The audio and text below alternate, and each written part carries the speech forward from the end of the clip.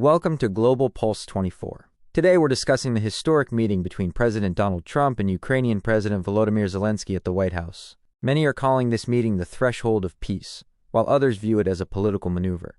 Before we dive into the details, let's look at the backdrop of this war. The conflict between Russia and Ukraine began after Russia's annexation of Crimea in 2014. In 2022, Russia's full-scale invasion thrust the world into a new Cold War scenario.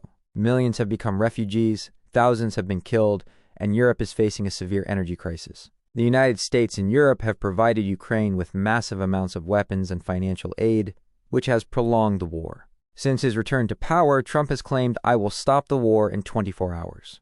The White House meeting. The meeting was attended by Ukrainian President Zelensky and 7 European leaders. The main topics of discussion were 1.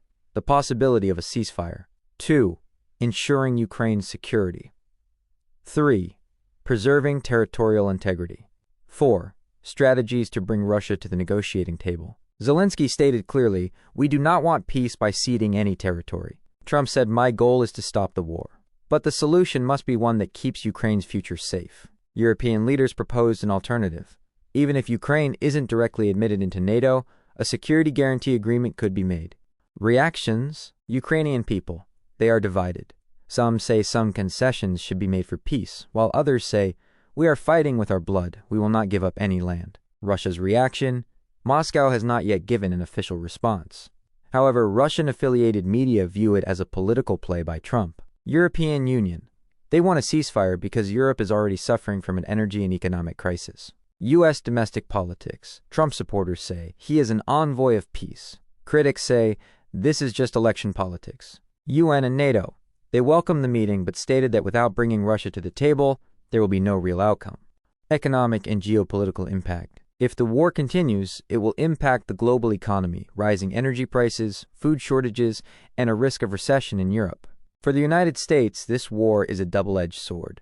The arms industry and defense sector benefit, but the public is weary of the burden of financial aid. China is closely monitoring the situation, as they want to see the U.S. and Europe weakened. The war is also affecting the Middle East and South Asia, oil prices, grain imports, and geopolitical alignment.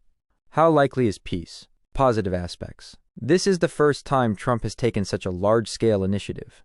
European leaders have come together. Zelensky has shown interest in peace talks. Negative aspects. Russia is not yet part of the talks. The territorial issue remains an immovable complication.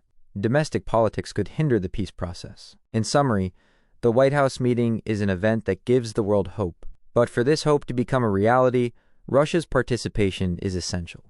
Trump and Zelensky have shown a new direction, but the road ahead is still long and fraught with difficulties. What do you think? Can Trump really stop the war, or is this just a political campaign? Will Ukraine make any concessions for peace, or will the war continue to the very end? Please share your valuable opinions in the comments.